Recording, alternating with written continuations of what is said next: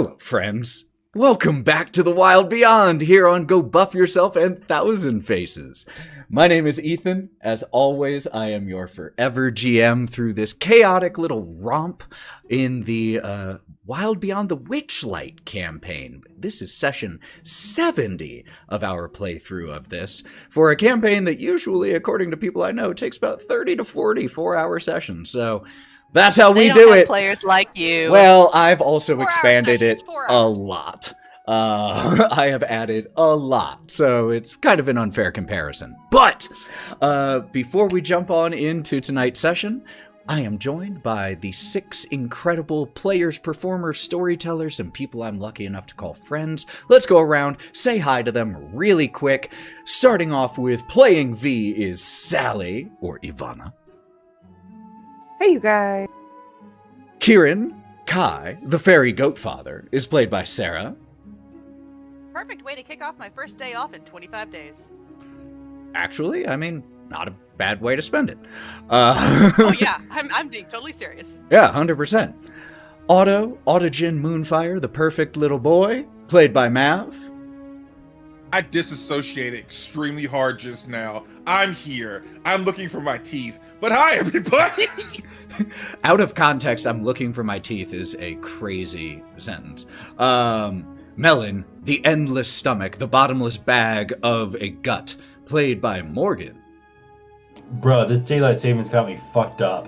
For real. It's not supposed to be bright out right now. Wraught, the spiciest little dragonborn ever, played by Joe. I'm actually the one who stole Otto's teeth. Don't tell him.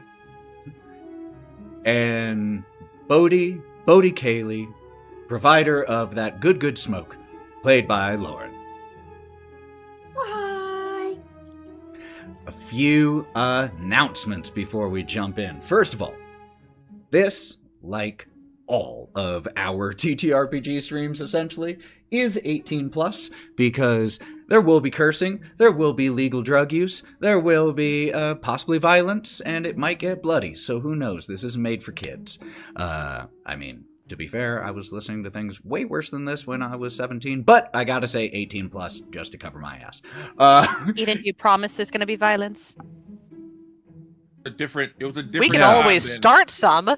I can make it. I will gladly. I can make it so I can promise violence. You can listen to past episodes of our 4 concurrent ongoing campaigns at Go Buff Yourself, which feature several of these players in numerous ones. We have Lords of Sin, City of the Crimson Tower, and Under a Crooked Moon, all happening on our YouTube, all happening on our podcast. So just look for Go Buff Yourself anywhere to catch up. Those are my announcements, I think. I don't think I have missed anything, so let's go ahead, run that intro video so that we can get into session 70 of the Wild Beyond.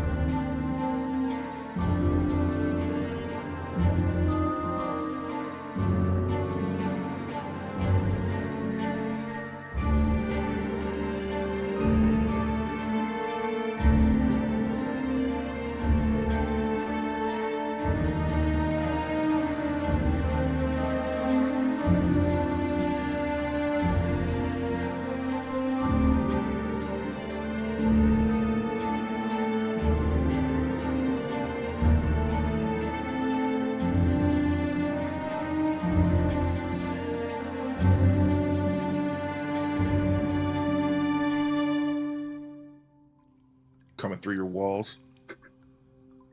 When we last left the Wild Things, in the section of the Feywild known as Yawn, they were making their way, in the long term, to the Winter Palace, seat of the Unseelie Court, the Winter Court. But in order to make it to Arctis Tor, the castle, there were a lot of places they had to pass through.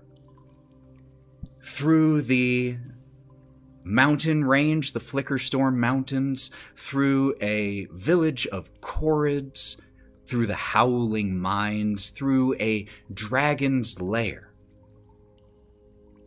And when we last left, you all had defeated the dragon Zephyrum and begun to retrace your steps to where the path had branched. And while you were heading down that other pathway, the tapping sounds of pickaxes began to lull 4 of you to sleep, with, I believe, Wraught and Ivonna being the 2 who managed to resist. The 2 worst options. And as the I was two, a wonderful option. as the 2 of you took cover underneath some of the sleeping forms of your friends as you started to hear the sound of something approaching, several very, very, very small, like rodent-sized humanoids, rodent-sized and kind of rodent-looking humanoids appeared, and in a rapid sequence pinned and tied down all of your companions in classic Gulliver's Travels style. And it was shortly after, as you 2 started to break your friends free, that an individual approached. An individual with dark brown skin and hair, dark light leather armor, who introduced themselves as Molliver. And you all recognize that name as one of the names that Elkhorn and Strongheart had mentioned as part of their companions, their group known as Valor's Call. Speaking with Molliver, you saw, first of all, that they had several of these small rodent-like humanoids, who they told you were Briganox, on their person. And Molliver told you all that after becoming separated from Valor's Call, the Briganox gave them shelter, and they've been acting kind of as a intermediary between these tiny fey creatures and any of the larger outsiders, such as yourselves.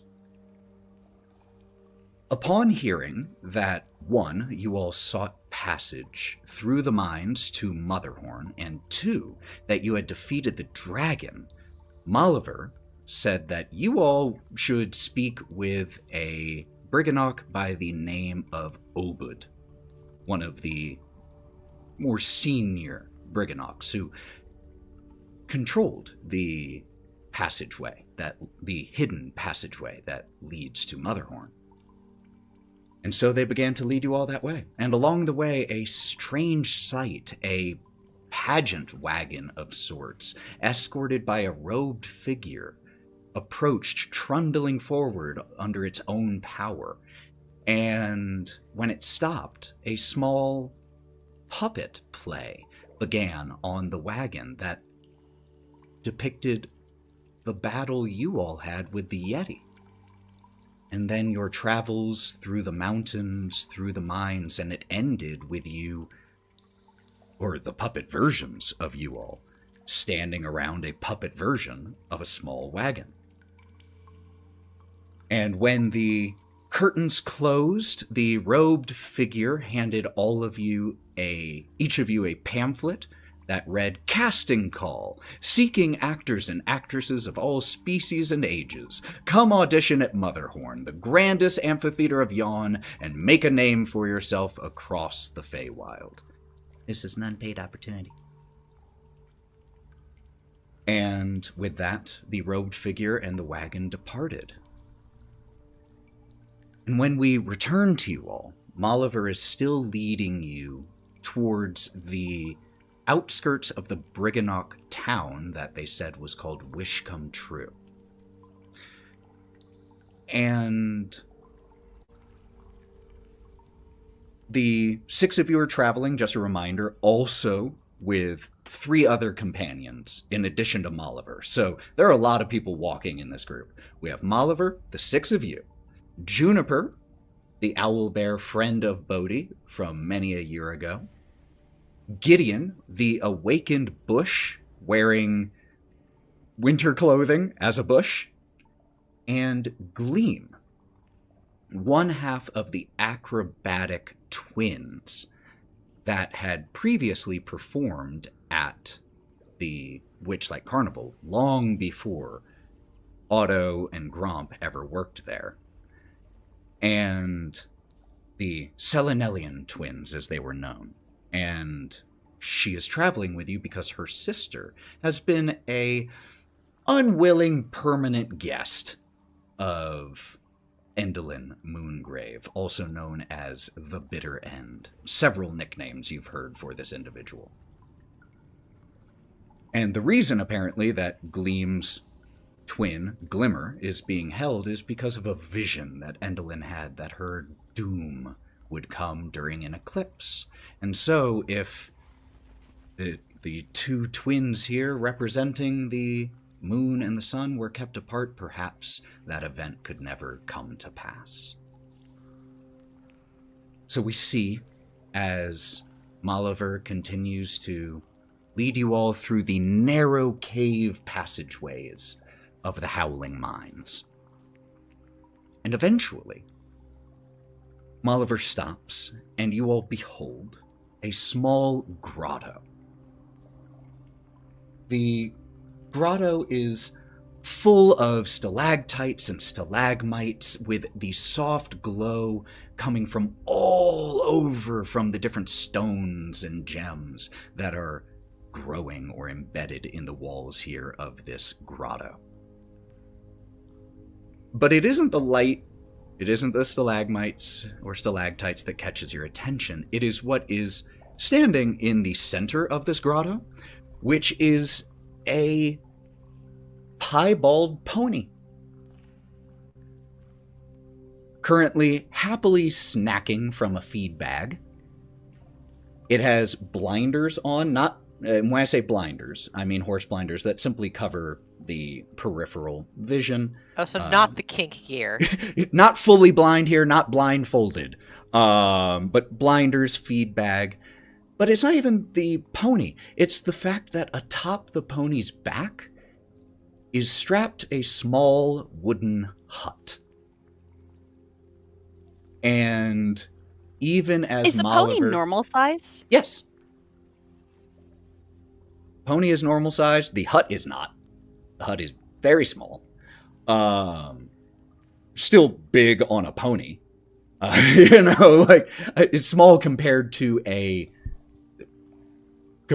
house, an actual hut, but it is still a hut. And as Moliver leads you all down a sloping ramp that has several switchbacks leading down into this grotto, passing these stalagmites, you can hear a faint noise, a clattering from inside the hut.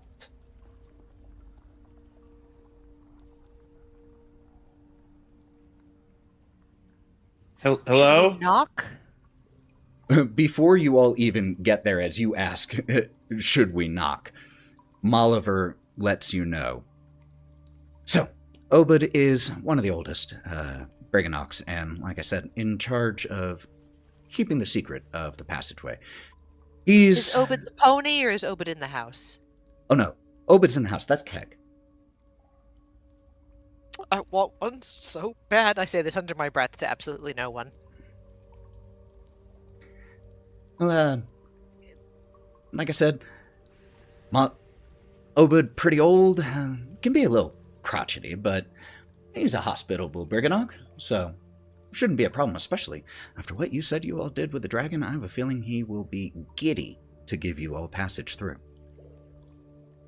Let's hope so. Ethan, quick aside.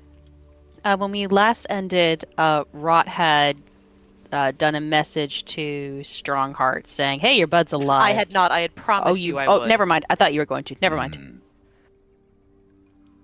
Carry on. Never mind. And Moliver, I can knock, or feel free.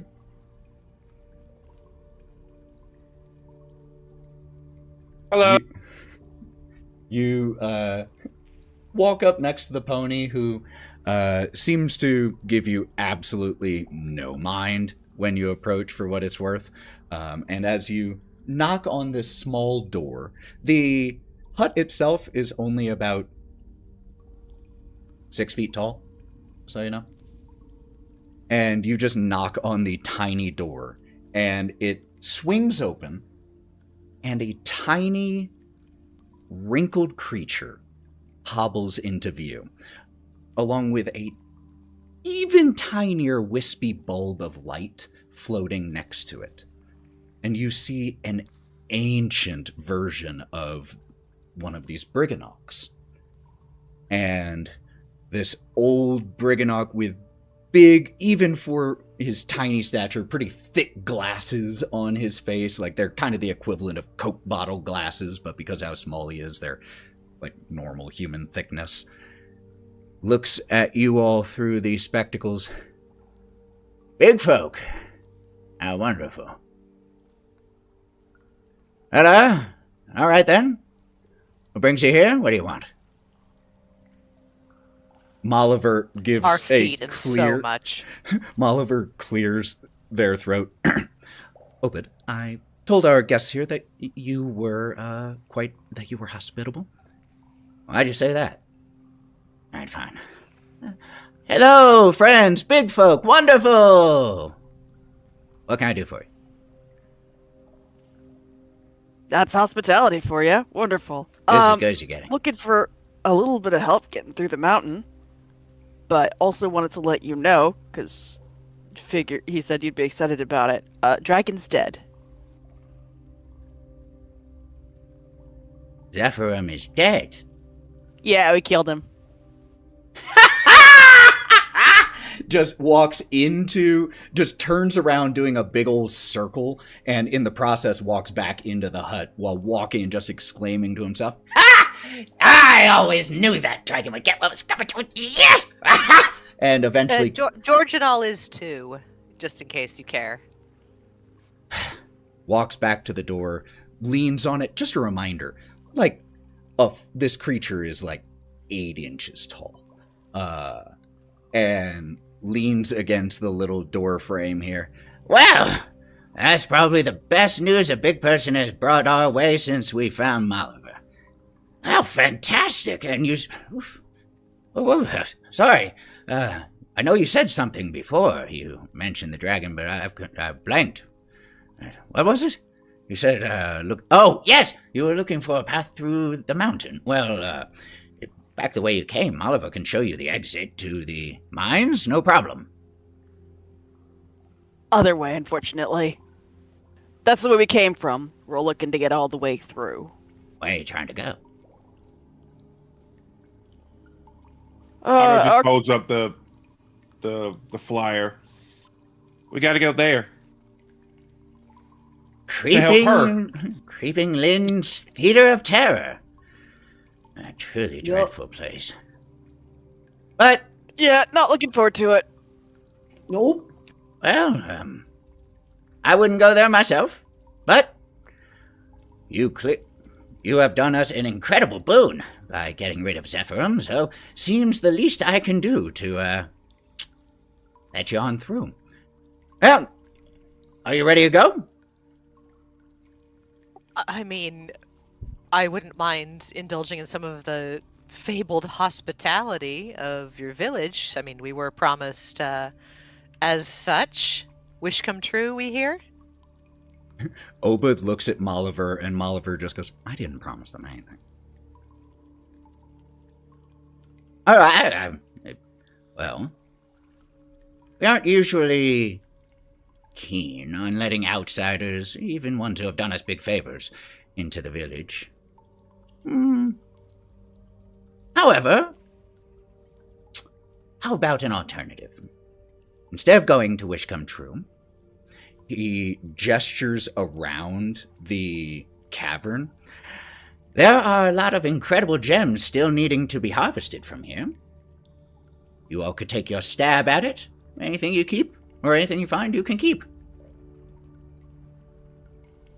Now that's hospitality. Ivonna pulls out a tool. Oh, this is going to be a game, you guys. And Who has a passive insight of 14 or higher? Melon, Otto. Okay. Melon and Otto and V. You get the impression that Obed was very much looking for an alternative that would still be a, kindness to people who have helped him out and would allow him to not take you to their village, and seems quite relieved at everyone's reaction at being okay with that. And he goes into his hut. Yes, mining. Here we go. Comes back. The jostling sound of several pickaxes clinking together, and they're all Briganock sized, which puts them up at about, inch and a half. But he tosses it off from the porch of the hut, and as it lands, or as it flies and lands on the ground, it shifts to appropriate size for you all. 2, 3, 4, 5, and 10. Tosses all of them out with clatters. There you go. Thanks. Oh, well, also, since, we did kill the dragon and Otto's going to get closer to his... First of all, you have a lovely mobile home, and it's so great, and I know you can get anywhere you need to be. Mobile. Hands. Yeah, you try getting Keg to move. Probably could. Show you some tricks. I've worked with animals before. Okay, let me get out.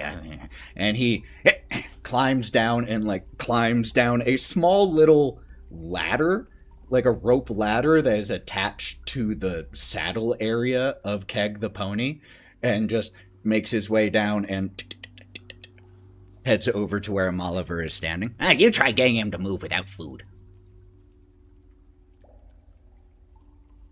Well, when's the last time he's been fed? He's eating right now. And just points up. He has a feed bag on. All right. Otto's going to learn back to his memories of working with Robin on some of the animals at the circus or at the carnival, and just try to do an animal handling check to see if I can help. Sure, make an animal handling check. And what are you trying to get Keg to do? Give Otto advantage on this by assisting. That depends if Otto would... Otto, do you want assistance? He would like it. I rolled a 24. Well, shit. What are you trying to get him to do? Just to respond and be able to move and help him learn commands to get him to move, pretty much. So that Owen could actually learn how to do it. You have no idea what Obud is complaining about. This seems the most compliant, low stress, great temperament pony. Just give a and just Oh, he speaks common, not Sylvan. 3 steps over to you, and as Keg walks over, oh, of course, when someone else tells you to do it, isn't that always the way? I swear with pets, that's always the way. They act one way for you, and then someone else comes over, totally different animal. Is he nice to you, Keg? Does he actually tell you that you're the best pony ever? That you're the best boy? As you're doing this, just with your animal handling check, treating that also as kind of like animal medicine, you just give a little look around. He is well fed, well cared for, no signs of injury. This seems a very happy pony. So, just a animal who has gotten content in their situation and knows that they don't have to listen if they don't wanna, because nothing bad is gonna happen anyway. Think your pony's all right. Keg's fine. Just tell him he's pretty and tell him he's nice sometimes, and it'll go a lot longer. And you catch more flies with honey than you do vinegar. Obud again, kind of hobbling, and when he climbed down, it took him a while, and he walks with a tiny little toothpick cane, and hobbles his way back over to the bottom of the rope ladder, and when he gets to the bottom, he just gives a snap, and it starts to rise up, kind of like an elevator that he's just holding on to, and he's just grumbling to himself. He tells you to do that. No problem. And I'm also going to give him like 2 of the teeth from the dragon as a gift. Here you go. Thank you for your hospitality. As you give him as you present that, well, I should give you something in return then. I know.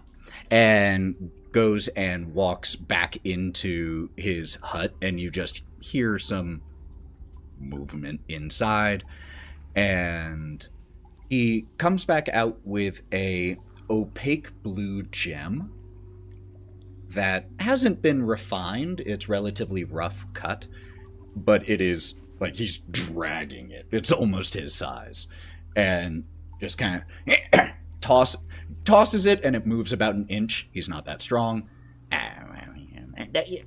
Thank you for your gift. Very kind. Well, you all let me know when you're ready to go. When you're done mining, I'm going to... It's been an eventful 10 minutes. I'm going to take a nap. And starts shuffling back inside. The door... He closes the door partially, but leaves it open. And Molliver looks at you all. He is really old, so he has to take a lot of naps. You understand? I'm not even old, and I want to take a lot of naps, so I do understand. Same and same. V's grabbed a pickaxe and is already like just standing there super excited, like, I'm going to get the most gems. Who's going to help me? Go, I'm gonna get more than you. Oh, I'm gonna get so more than you. I'm gonna race you. Let's go. Okay. Yeah, and so we just, can I take my pickaxe and hand it to Melon so Melon can double hand I'm it? gonna double wield them. That's not fair. You take this. Have more pickaxes. He's gonna hand Cork to you. Use? Oh, Cork. Oh, wow, what power. Did you end Cork or the now pickaxe? it's even. What? Bodie, did you hand Cork or your pickaxe? Cork. Oh, you just hear in your head, V, which I think is the first time you've heard this voice in your head. You aren't my master. Tell him it's okay. It's okay. God. Hello? I do not like this. But I will help anyway! You're especially not gonna like it when she starts whacking you against a rock. Catch up! I'm already started! Looking back and forth like, what's... If he's talking to you, it's normal that he's talking to you. It's okay. It's okay. If he hasn't done it yet, he will. I promise. No, there's a voice. Cork's got the survival instinct of like a carrot. He'll keep Bodie alive, but his own, he's like, stranger danger, what's that? Hey, he didn't like it, for what it's worth. Could I please, if V and Melon are the two who are engaging in some mining, could both of you roll me 2d12s? Don't add them together, just let me know both results. Okay. Bodie will. Yeah. Can I help them out right. by I'm like looking for ore veins? Absolutely. And Bodie, what were you saying? Bodie, seeing that this is a mining competition, not a fighting competition, will be like, you're probably right. And he's gonna pick up the pickaxe, and he's gonna hand the pickaxe to you and take Cork back. If you ever want a conversational partner, just let me know. It's just at great length. And he puts him back. Thank you. Voice is gone. Oh, this is nice. Okay, thank you. As you take Cork back, Bodie, take back this enchanted sword you just hear in your head. Master, I did not like that. Oh, Bodie, I'm so sorry. I won't do it again. It was just it was for a bit. I didn't Sorry. like it. You didn't like the bit. Okay. I won't do the bit again. You're getting Is that- passed around. Is that good? Thank you, Master. Yes, thank you. Yeah. Okay. Go play with rocks. As V and Melon start like having a competition of who can find the coolest thing first, why don't Kai, you wanted to look for veins, like ore veins. Could you make me a nature check? Ethan, did you want to know these numbers? I see them. I see yours. I will need to know Melon's because I don't see his. And I Mine can't are a make an little investigation check. Oh, sure. You can do investigation. Ethan, I got 9 and 11. Shit. Okay. I suppose in the end it wouldn't have mattered because I rolled a 19 anyways, so it'd either be a +1 or +4, so it's 23. You spot that there are several veins of iron in here. There are also so many very obvious gems that are just waiting right at the surface or right underneath.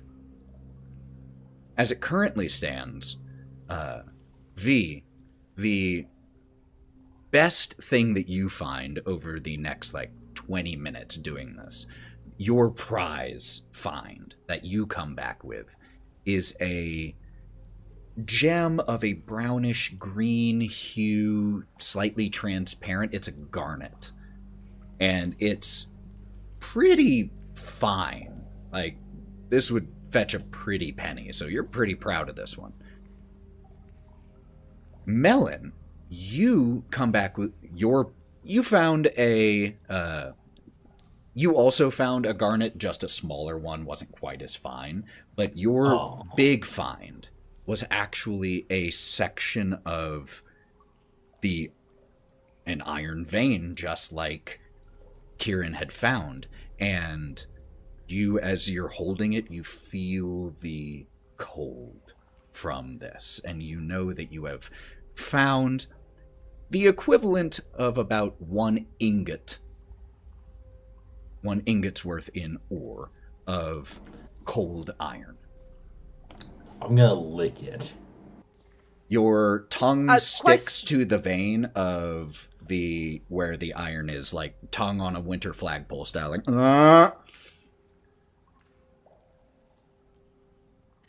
I had a question, Ethan, really fast, and it pertains to this.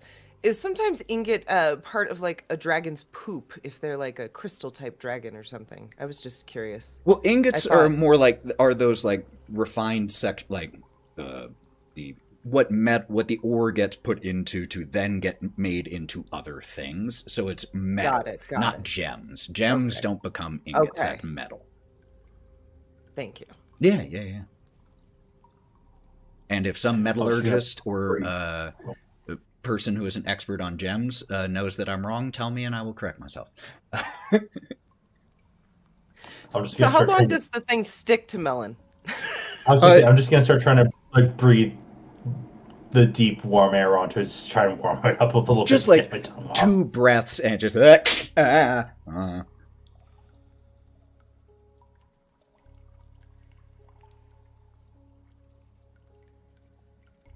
Ethan, while they're having this mining, competition and being rather silly, can I cast a spell? Absolutely. What spell are you casting? I'd like to cast Sending, but I'm not going to send it to the rest of the hero party. I'd like to reach out to the head of the Corrids, or what was her name? It was it's Yaja? Argangle? Queen Argangle? Was her name Argangle? I thought that was something else. The one who got her hair cut. Yeah. Great, yes. Can I send a message to her? Absolutely. I'm going to reach out, and I'm going to go, hey, Queen, this is Wraught of the Wild Things. Killed the dragon, killed the envoy to the hag. The Briganox... Oh, shit, sorry, I forgot this one was timed. So I probably wouldn't have said, hey, Queen. Kind of thing. How would she know it's to her? Backspace. Yeah, I know, right? Best architect kidnapped by hag forced to work. You That's- ended up forced. Well, she Did- restarted. how many words She do I get? restarted. She was 25 restarted. We sorry. backspace. Sorry. We are internally thinking, and then we will speak Okay, out loud. in as soon as we 25 internally- words or Yes, less, I yes. would like to convey that the dragon is dead, the hag's crony is dead, and the Briganox were only doing what they did because their best worker had been kidnapped and they were forced to work for her. Dragon dead, servant dead, Briganox best held hostage, forced to work for Endelin. That's only 13. So, easily done. Cleared out influence. Willing to parlay?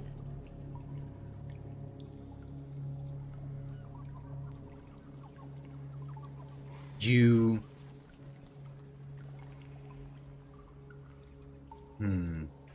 Could you roll me a luck check, please? You have that luck stone too, by the way. I do have a luck stone that she gave me. Holy shit. Correct. It wasn't only good for like I the don't, next I don't remember 24 what it hours? did for me. Yeah. It's So it's a still stone good. of good luck that just adds +1 to your ability checks and saving throws for the next 24 hours. So it doesn't impact its luck check.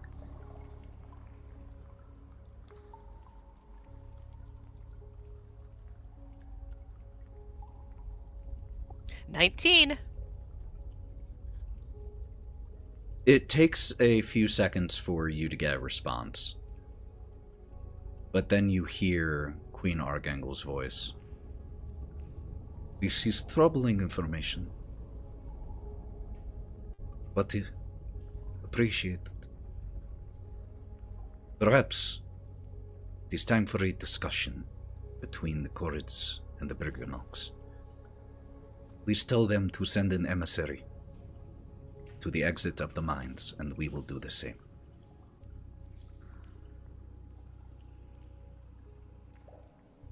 I can't respond without casting another spell, so it's just going to be dead silence. And then I'm going to lean over and, using a single claw, do a very gentle, like, tap on the door of the cottage, whereas, like, if you're deeply asleep, you're probably not going to hear it. You just hear from inside.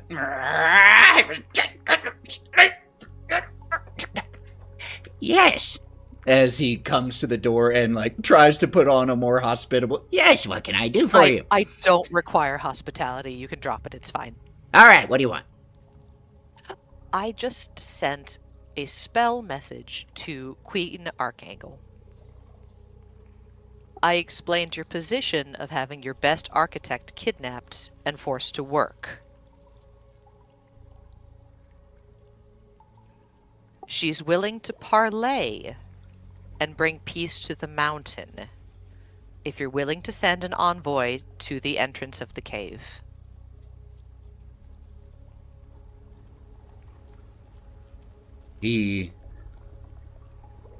When you mention the queen, he gets a revolted look on his face. And he looks at you. Can I make a minor illusion in my hand of the queen we met with her roughly shorn hair and bitter eyes? Like, Absolutely. does this look like the kind of person who did that willingly?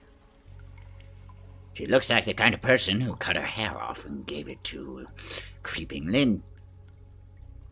And she thinks that you're the kind of people who mine all night to keep them awake and irritable because you Oh, we do. want to, rather than because you've had your best architect kidnapped. Well, to be fair, the keeping them awake part, that is because we want to, but that's because Okay, we're they not work going to for mention her. that part. Make me a persuasion check. The illusion will cancel out the disadvantage, so this is just a flat roll.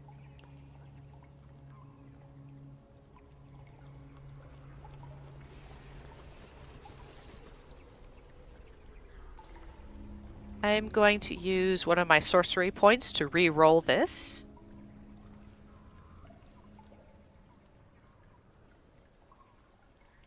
That's better. The first one was a 5. This is a 17 plus 6 for a 23. Mm.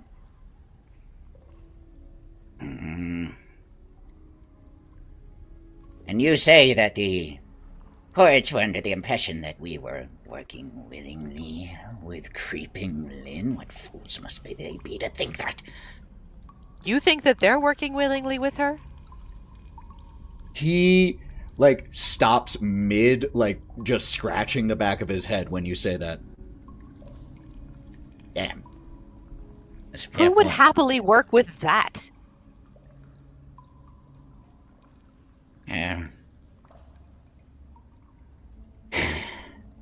Perhaps there was a lot of bad information on both sides. Perhaps it's finally time to see if we can understand each other better. Though the gods know it won't be me making that trek.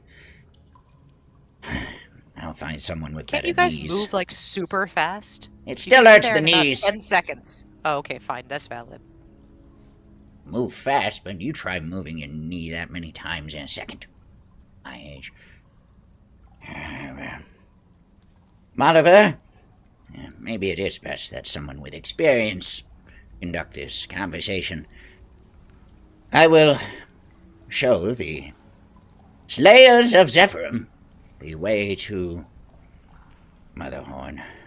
And after that, would you be so kind as to carry me to the cave's entrance? Of course, but yeah, no problem. Thank you. Well, so much to thank you for, and all I really have to give you are a few rocks and a doorway. But that's what I can give, and that's what you're looking for. I'm happy to give it. Wonderful conversation. Oh, well, If we pass back through here, let's have a party. consider it done. You may... Looks you up and down. Oh, you may need more than a handful of our drinks to get you anywhere, but we'll see what we can do. How are you all prepared? If they were still doing this, I wanted to point it out the ore veins that I found to Melon and V, so that after they found their stuff, they could go and attack those ones. Obviously. Yeah, you can, if someone wants to, it will take another, like, 10 minutes or so to get in there, but you get the equivalent of another ingot of cold iron ore. Nice. Okay. Both Mel and I would probably go after the veins. Yeah, Especially if Kai put the Teamwork. effort into finding them. makes sense. Hey, a little bit of competition, a little bit of teamwork. Rot. Can we quickly pass by the dragon on our way back? I had an idea. I mean, like, on our way we're back, not on our going way back that back. way. No, we're not going back that way. We're going the We're other way, going- Melon. We're going to the entrance of the cave, yeah? No, that's them, not us. We're going to the exit. Oh, I thought we were going with. Okay. No, I was going to try and cut some more off of that dragon and wrap it around these cool rocks and, like... Melon, cold you have a meat. backpack. As you're having this What? conversation, all of you just hear from the doorway, Look, I know I'm old, but time's still ticking. If we don't go I down, don't have he's gonna long. die of old age on the way. And we don't want that. Now hurry the hell up. As we're heading to catch up with him, I'm gonna elbow Bodie. I wait, what do you mean peace catch up? Between He's enemy- at the oh, he's at the door of the hut. They aren't leaving. He has to show you the exit. oh God, I thought he was like off that way. Jeez. Oh no, he's still standing at the door to his hut, and as you approach, kind of like expectantly, waiting for him to lead the way, he turns and walks inside the hut, leaving the door wide open. And after you all just stand there for like 7 seconds looking at the door, you just hear from inside, Any day!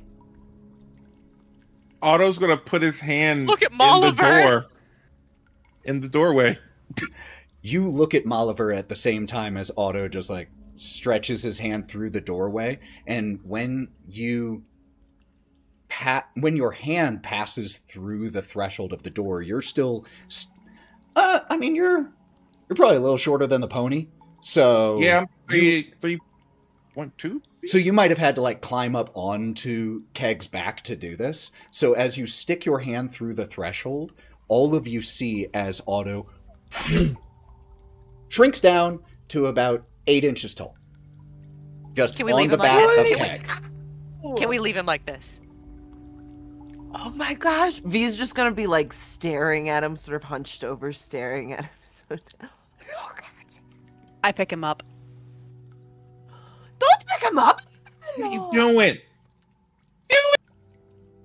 Hold me closer, tiny dancer. Tiny Otto. Yeah. You were cute before, but holy shit, you're even cuter now. How does that work? I don't know. The Feywild is weird. Yep. Melon, if I do this, throw me like a paper airplane. You Man, might think how big a die steak if I is. do that. Think how big a I'm snake so is. hard. Melon, no, Melon, you Whoa. do it. I'm gonna give you a little piece of meat, and it's gonna be like your whole body. But I'm full for once. That's just like one serving. Wait, what? V's standing. Wait. in shock. The whole group stands in silence and stares for a few seconds. That's mini Otto doing I it look too. down, I lift up his little like fur-lined aloha shirt. Jesus, you were like meat pregnant. I had like 2 steaks. You mean you're full? I know it's weird. I don't know what to think about this. Okay. All right. I'm gonna go inside now. Kai, you want to shrink down? I'm gonna toss you in the air, and you can do the world's biggest flip. Yes, do that. Yes, 100%. I'm excited to watch. I do that. And V's gonna stand on the side with beef jerky and eating it while she's watching. When any of you, like, essentially climb up onto Keg and then put any part of your body through the threshold of the door, you too shrink down. And Otto, being the first one who walks in, you walk into a cozy looking, if not cluttered, hut where just knickknacks and like different little things are here and there, whatchamacallits, who's-a-majigs, just hanging from the ceiling on shelves, piled in the corner, stacked on chairs. And the venerable Briganock is standing by a landing, by a flight of stairs that leads down, which does not make sense, because the hut is floor level on the back of a horse. Okay, the Feywild is weird, but a great place to be at times. I agree. Question again, out of character. Yeah. What's his name again? Obed. Obed. Okay. Well, Obed, Eh? again, I really appreciate your kindness and hospitality to helping us and everything. And like I gave you the teeth earlier as the Witchlight Monarch, I also extend my The chaos. teeth, by the way, are like leaned in a corner against a wall, taking up the majority of it, like almost up to the ceiling. You should carve that into a throne. Yeah. Or a rocking chair or something like that. Oh, see, I wasn't too keen on the throne idea, but woohoo, now that's an idea right there. I could sit out on the porch rocking, I could yell at everyone as they walk by. You Sounds like already fun. do that. Yeah, but now I could have You a can do rocking it chair. in comfort. In comfort now. And take a nap and yell at the same time. You ever had a good rocking chair, Wraught? I don't even have a house to live in. I was homeless before this. Have all of you at this point entered the house? So Let's assume yes. Who would be the last? Melon. Melon, as you climb up, It's just weird, man. because you kind of have to, like, again, climb onto the back of this pony, which for you means that your feet are almost touching the ground. But then as you pass your hand through, just whoop, and A pony. this, yeah. I mean, you're pretty tall. Your feet would be almost touching the ground. Oh, like, okay. Yeah. And then you shrink down the hut in perspective, looking just like a multi-story, pretty nice hut. And as you start to walk in, the now huge face of Molliver kind of leans in, and obviously all of you hear this because all of you are only a couple inches away in the scheme of things. And they say, thank you again for what you did for the Briganox and for telling me about Strongheart and Elkhorn. Oh, right, I was supposed to call him for you. Jogging on out. That's all right. That's all right. That's all right. No, I was paid money. Oh, well, then you should do it. I'll use my last 3rd level spell and ring, ring, ring, ring. Who are you calling? Strongheart, because let's be real, they're not going to pick up. Yeah. But when I'm talking to Strongheart, it's going to sound like beep, beep, beep, beep, beep, beep, like a teeny tiny voice talking. Oh, it'll be fixed. It'll be fixed. It's in your head. It's magic. natural. Yeah. So what do you Hi, send? Strongheart. It's Wraught of Wild Things here with Molliver. They're fine. Helping tiny people. Miss you lots. Hopefully reunite soon. They're in Yon. Hope you are well. This, Keep it short. unlike the response from Queen Argangle, this one comes like as soon as you're done speaking. Basically, as soon as like the equivalent of And I said keep it short. Yeah. The equivalent of you releasing the button on the walkie-talkie, and as soon as you do, the other side comes through. Molliver's alive. Of course they are. They could get through anything. Yon. Please let them know. We're going to try to find a way to get to them.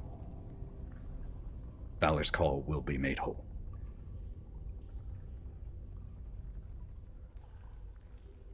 I'll relay that to Molliver, and I'll go, they're so noble. It almost hurts to listen to. Yeah, that's Strongheart. Well, it looks like they're coming to find you, so, I mean, sit tight. Of course they are. Strongheart would crawl across broken glass for his friends. Or be imprisoned in a 4-foot square totally naked.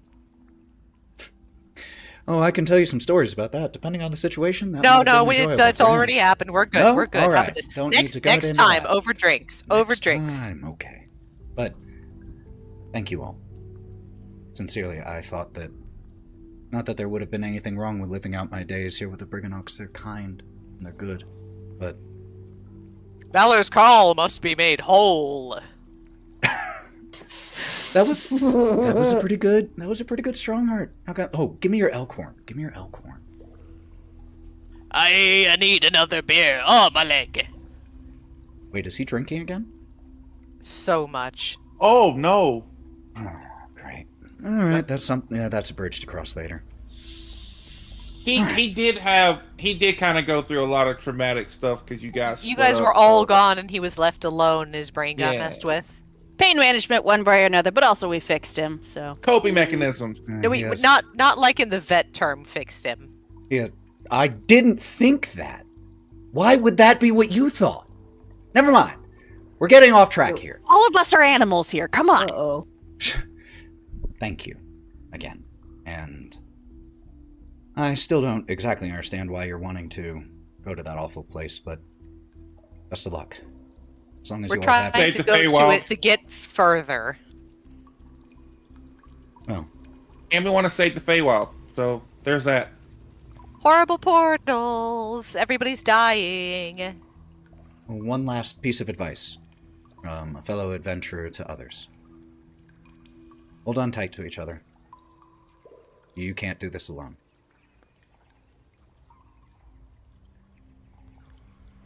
What, like you can? No. That's why I'm giving you this advice. Because I can't either.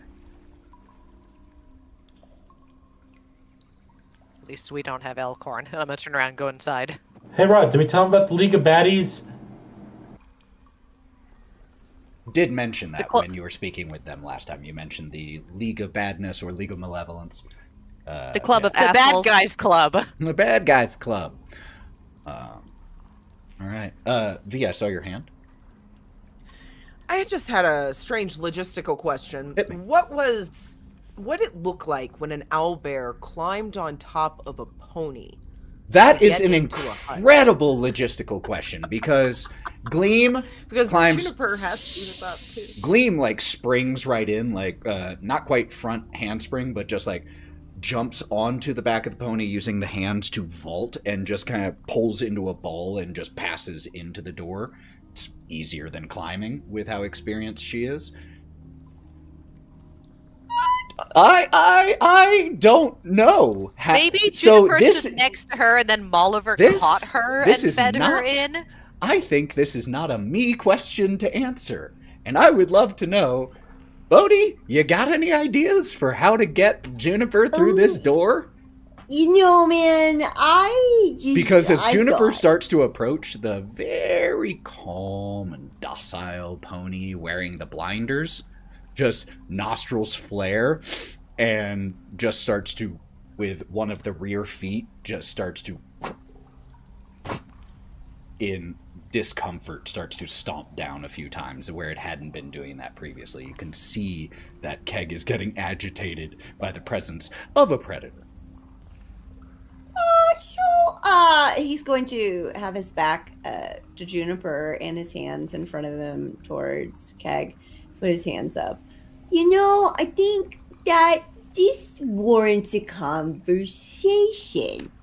And he's going to do, I believe it's Speak with Animals. It's so new, I don't even remember. But yeah, speak with animals, yeah. Yeah, I'm going to do that. Okay. I'll be right back. You cast Speak with Wait, Animals. Now what? But can he talk to me? You can also use Beast Bond if you would like. That's the telepathic one. Okay. Yeah, let's do that one. Let's do that one instead. So he's going to, so it warrants a conversation. And then he's going to just, put both hands to his head. Ambient, so, hi. that guy back there. Yeah. This That's pony is starting to Juniper. freak out a little bit. It's You just hear Juniper. from Juniper. Anybody? Melon? Do you have calm emotions? Anybody? Melon? Why did they all get so Ben? small? Are they okay? Yeah. It's just easier to move that way, man. You know what I'm I saying? cast calm emotions on the pony. Oh god, these. The stomping foot just pauses in midair and just the hoof just scratches the other leg and then comes back down, and Keg begins to once again munch happily on the oats in the feed bag. I mentally stoned the pony. No loss. I don't believe. Actually, technically, I have to make a save. Nope. That pony does not have a high enough charisma save to make I that. didn't figure. I should at least try. And so Keg is now calm. So. Oh wow, you look a lot. Oh hey, thanks. We're Juniper, super nice. Not gonna eat you. Not gonna do. But I do. But Bodie, we're talking- sooner rather Oh. than later. Hold on. I just want to make sure I understand. Were you trying to talk to Keg the pony or Juniper? Or both? I was talking to Keg. Okay. Keg. All right, so that's who you established the beast bond with. Take back my lines as Juniper. I thought then. the same thing. I thought the same thing, yeah. Okay. So you establish a communication with Keg, and what you hear initially is hold on one sec, let me make sure it goes this way. Yep. Yeah, it can. So with Beast Bond, what it can do is like communicate emotions and concepts. And when you first create that connection, you are hit with just flashing fear. And then as Wraught Safety, casts calm safety. emotion, it's like a drop of water falling into this as it just ripples and then stills. And then the image that, or the feeling that you get is, tasty oats.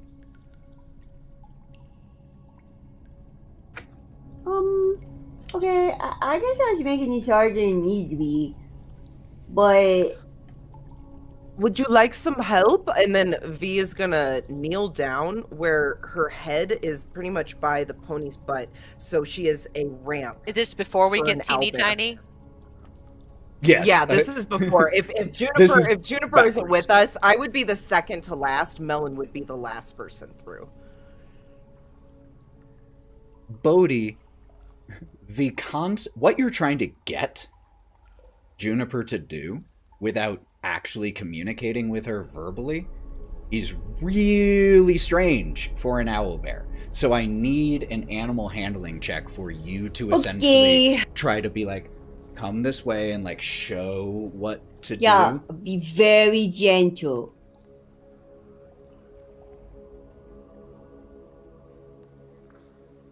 Bodie, do you need help?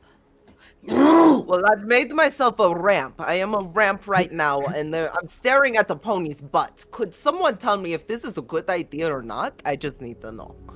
Just inhale real deep, V. It'll be fine. I don't think you need to be Oh, by that the was butt. bad. That was horrible, you bitch. I'm tiny at this point, so Do just you look got at it, the world's Bodie? smallest bird. Well, I can Yeah, hear you. I can hear 21. you because you're All right right. next to me. So, Bodie, you get a 21 on animal handling, and you communicate what you want Juniper to do, and she hesitates because this is It's not okay. normal. And she okay. walks over to where V is like down in a table position and puts a paw on, and even with just one paw, V, she's a heavy girl. And she, with tiny Bodie like in the doorway coaxing her that way, she pushes. Could you make me a strength save, V? Strength saving throw. That's a +5 for you. DC here is 18 to not get knocked prone under her weight. Oh, I only got a 15. 15, you You got some luck points to toss into that? I wouldn't use What'd it you on this, but you can. It's your call. Are you gonna scoop her up under the arms like a big dog? Fine, I'll put my 3 luck. I'll put 3 luck. All right. You manage to hold this position as a friggin' owlbear vaults off of you, and Holy shit. one of her claws does land on the rear flank of Keg, and there is a flurry of sudden things that happen as the claws just slightly pierce because she has to put pressure as she's moving by. She dives towards where Bodie is, and as her beak passes through, because Bodie, you and the rest of you who are already inside, including Obed, who are 7 inches tall, see a full-size owlbear, now from your perspective, about 800% bigger than previously, if not more, coming flying towards this hut. The head just covering everything you can see through the doorway, and as the beak passes through, shrinks down, and now an equivalent to full-sized owlbear lands, and Bodie and Juniper go rolling at the same time that this happens. The pony reacts to getting cut on the flank and begins to buck. And could you make me a dexterity saving throw? Everyone other than Melon. Can I cast prestidigitation for the smell of sweet flowers and hay? Not gonna do anything right now, but sure you can. It's not gonna stop Said this. dexterity? Yep, dexterity saving throw. Is it because I haven't done anything and I'm just watching Because you're this? not on the pony right now or right behind it. Yo, I got to see everybody's dice. Like the actual physical dice go. That Yeah. was cool. Yo, you don't normally see that? Listen, the important shit we gotta roll. Oh. I see Thank you, the insert numbers. website name up at here. the If top. you would like to sponsor us, we can tell you what it is. Yeah, it's a mystery what website. All right. But no, same map. I usually don't see other people's dice either. Oh, I always see them. That's interesting. Okay, those inside who beat a 12. Okay, so Bodie and Wraught failed. For V, since you're outside, what did you get? Got a 16? Oh, yeah, that's right. I'm outside. I'm sorry. Yes, I got a 16. Okay, so that means you manage to, you see this, and from your position in, like, the table, you just go rolling to your right as two hooves kick back right where you were. Bodie and Wraught, you two take 3 points of bludgeoning damage as... I fall into the dragon tooth. Which itself, as you fall into it, like a huge piece of, like, an enormous wardrobe falling over the equivalent size, just right on you. And more things start to shift from the shelves here, falling off of the walls, falling from the ceiling. Ah! Hey! King! And Obud starts shouting, and you all just hear from outside, shh, shh, shh, shh, shh, shh. It's alright, it's alright. Here. Want an apple? And the shaking stops. And you just hear a very loud... That's a good boy. You all okay in there? No. Yeah, we're fine. It was a close one. I think the two of you should probably get in there before anything else happens. V hops right in. I still eye it with a little suspicion. I was like, I'm gonna poke at the door. You poke at the door. So you poke at the door from standing, and you change to about 8.5 inches tall, but now on the ground instead of on the horse. Well then. Oh my Oh, goodness, what did he do? I'm gonna get to climbing. Need a hand? Grab it. No, I got this. Yes, he needs a gonna, hand. like, Help him. Grab onto the horse hair and start Like, climbing. Molliver's Figure it out. gloved, cupped hand just, like, is underneath you as you are stubbornly climbing up the flanks of this horse, just ready to catch you if you fall, because falling from a pony when you're 8 inches tall is a real long way. So, just ready to catch you. I'm just gonna look back to him and say, man, this is so demeaning. I'm just gonna hop onto his hand. Melon's big word of the day. And even at your, like, ranging from, like, 7 to 8.5 inches amongst you all, that still puts you bigger than most of the Briganox, who are, you know, closer to the 4 or 5 inch range. And as you step in, Melon, Obud has taken in the chaos around him and is just kind of throwing his arms up in that's a future Obud's problem gesture. Alright. Yeah, you all need to get to Creeping Lane's theater, huh? Yeah.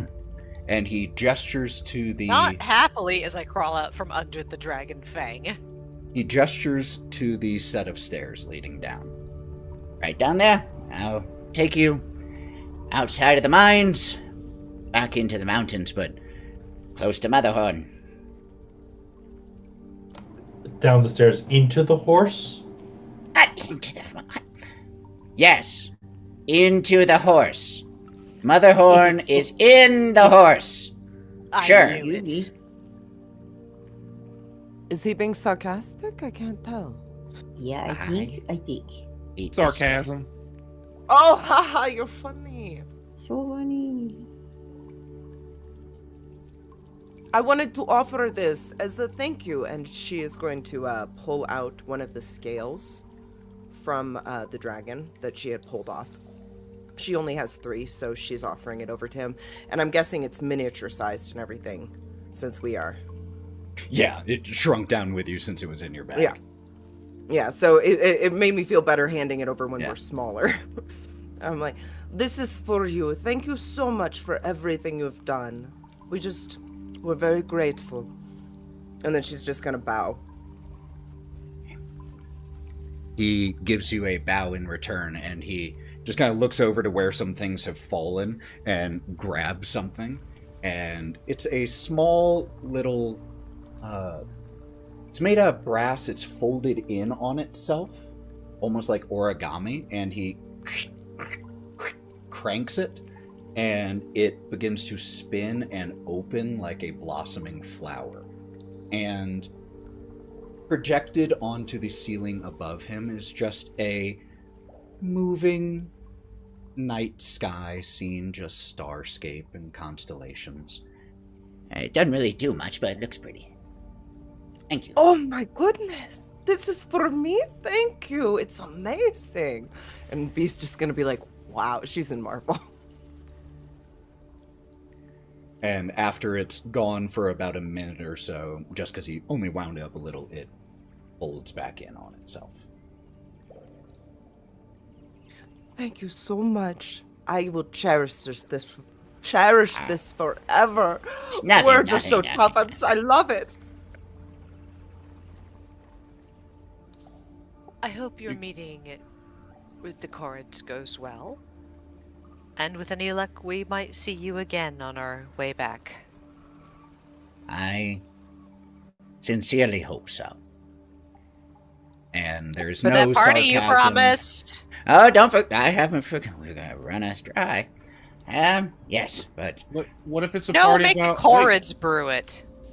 What if it's a party of when everybody gets back together and you guys can... That would be a great way to celebrate. Let's not put the cart before the horse.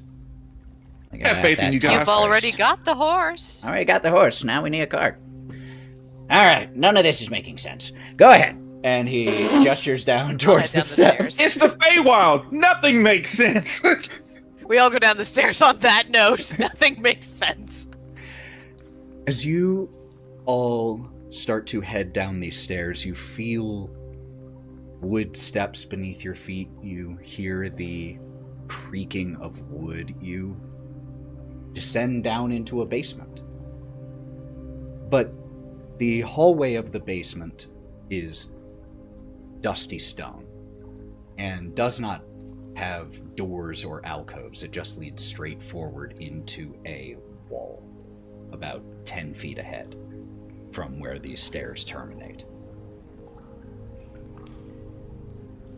Bodie, would you like to do the honors? I don't know, man. You sure I'm ready? No, I'm just kidding.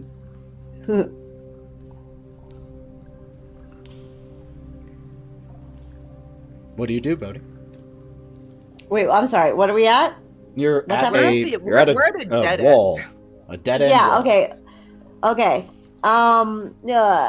And he's going to immediately turn back around to Rod. He goes, wait, what kind of joke is this? You sure I could do... And he turns back around and he puts his hand on the brick wall. It, first of all, just stone wall. But your hand stone. passes straight through, and you feel wind on your hand. Wait, what do you mean? And he turns around. I gotcha. Oh yeah, that's right. Okay, and come on, guys. Come on, G-Boy.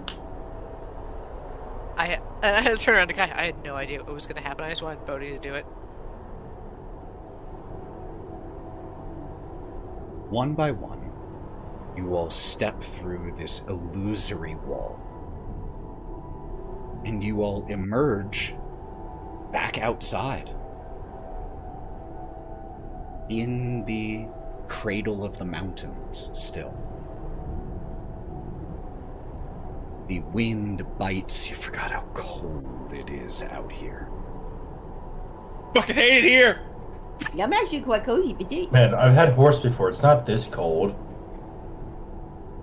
It's not this I was cold. just used to warmth for a little while until this happened.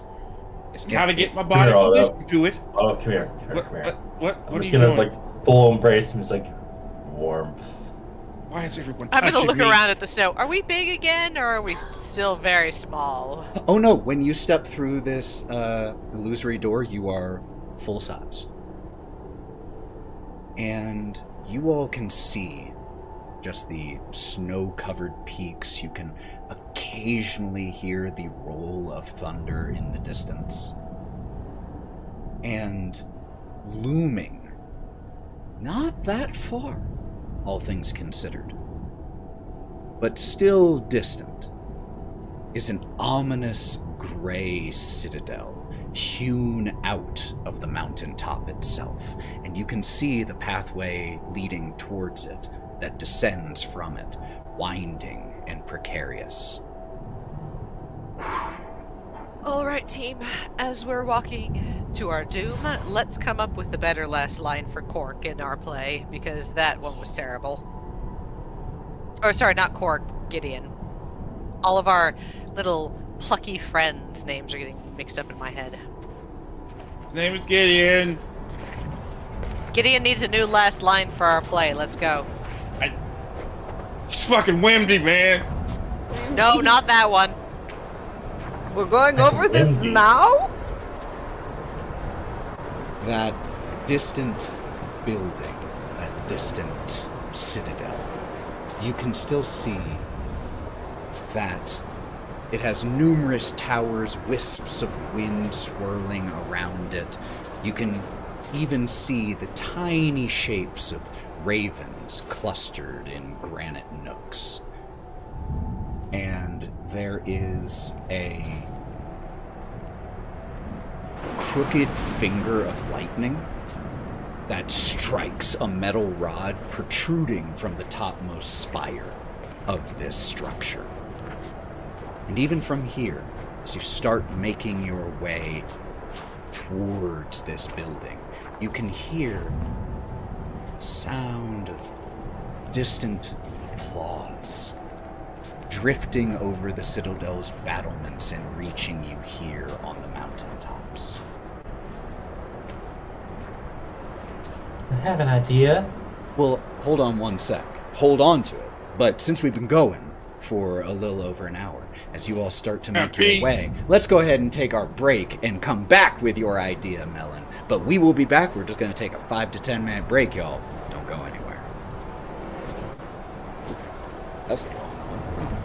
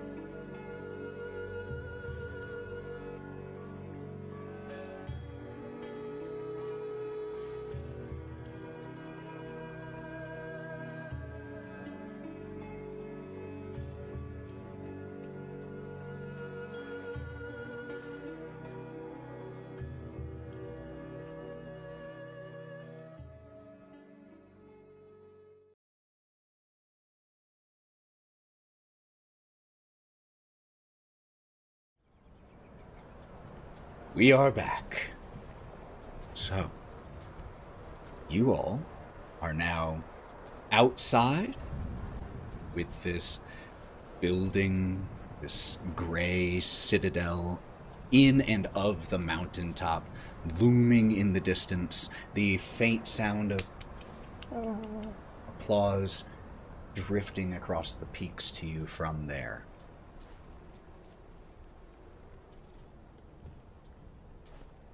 You all start to head that way? Yeah. No other way to go.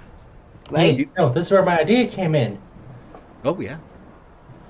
I was going to take probably one of the tents we have, use it as a cloak, get either V or Bodie on the back to hold onto the other end to keep the smalls inside to keep them out of the wind.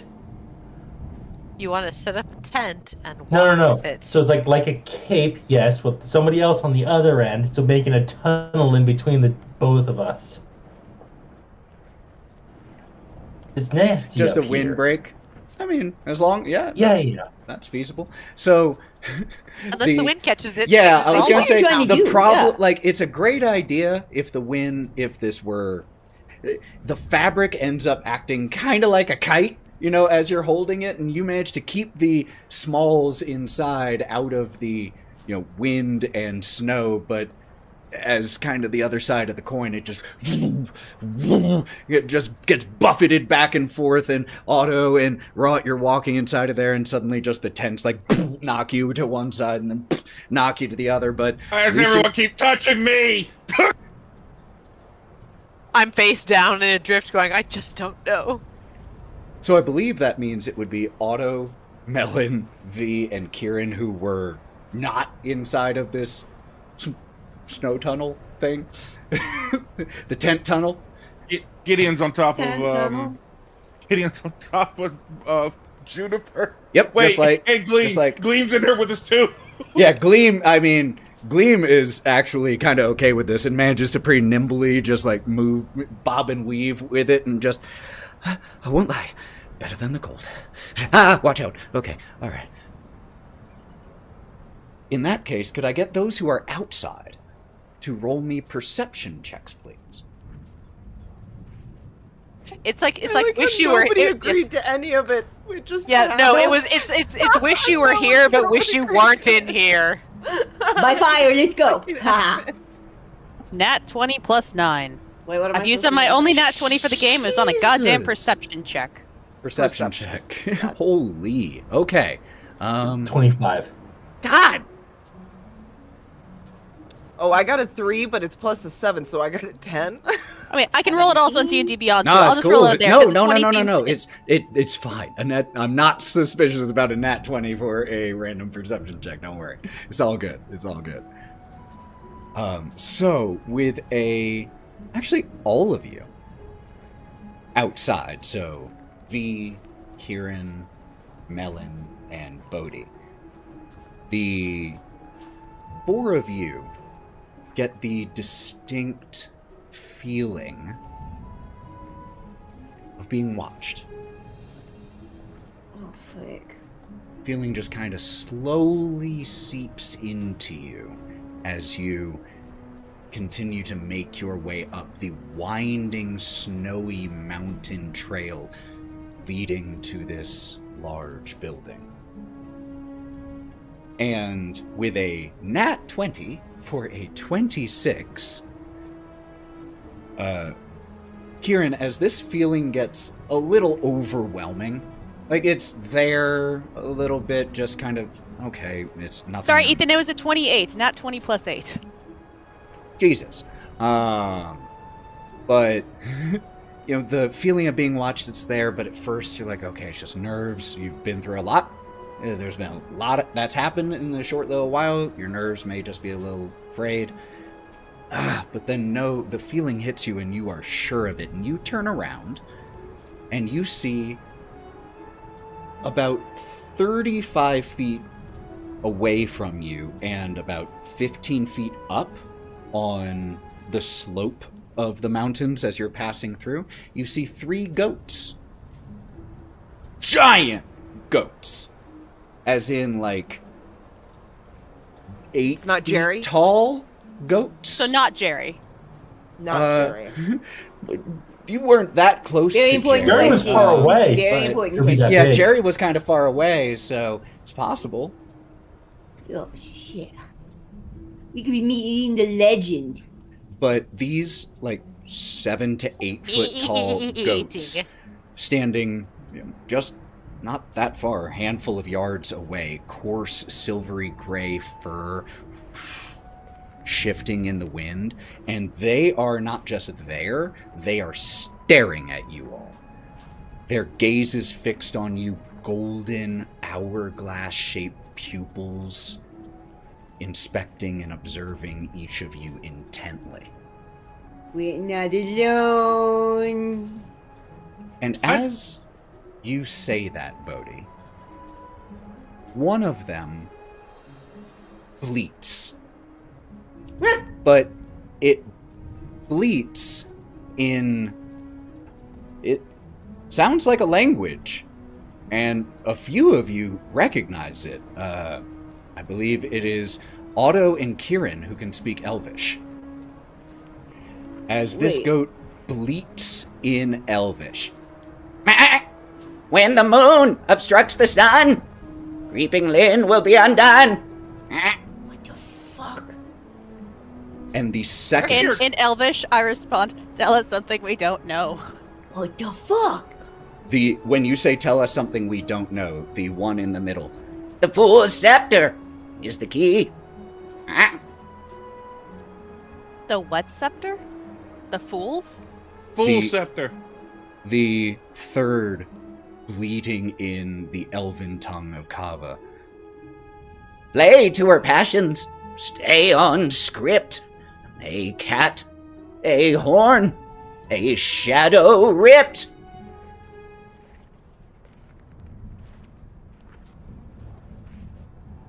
As they say that, Kai is translating it back to everybody else. So just so you all know, just for absolute clarity, what they said was, when the moon obstructs the sun, Creeping Lynn will be undone. The Fool's Scepter is the key. Play to her passions, stay on script, a cat, a horn, and a shadow ripped. And after saying, bleating these 3 things in Elvish, they continue to stare at you all. Was that And last part a cat? a cat, Cat, a a horn, horn, and a shadow Born ripped. in a shadow. correct. They continue to stare at you all. And who has the highest... Actually, everyone make me insight checks. This is going to be at disadvantage unless you have Oh. proficiency in animal handling. If you have proficiency in animal handling, you can make this as a flat roll. Otherwise, using insight on an animal is a little tough. 30, 20. 19. 21. 14. I heard a Jesus. 19, So many high 20. rolls! Holy crap. Are people... That was an Disadvantage. intense, like, dice. These dice are crazy. Yeah, but the 3 people Oh, who we were rolled using highest Beyond? Oh. have proficiency in animal handling, so it wasn't disadvantage for them. And so there was a 21, a 24, got that. and Melon, I you rolled a said a 19. 19? Sorry, I didn't know you were Kai got a using 20. Beyond. No, it's cool, it's cool, it's cool. Kai got what now? 20! With disadvantage? Oh shit, hang on, let me roll again. Because I don't think you are proficient in animal handling. No, I am not. Haha, no, 8. That, okay. But in I have that to do a case- second one, too. Okay. That one. Bitch, you are so bad at animals. I got an 8, too! I got an 8, You got a too! 1 plus 7. You Hey, cannot still an animal. 8. Still an 8. Stick together. There, nat ones don't matter on skills, baby. Still an 8. But 8 isn't high Ian- enough. V and I both get distracted by a lightning strike. Yeah, I mean, that absolutely makes sense. Just as this bleating of the final of these goats is still echoing across the mountains, there is a strike of lightning and it just pulls your eye back towards the citadel in the distance. But Melon and Bodie and Otto, The goats are waiting for something.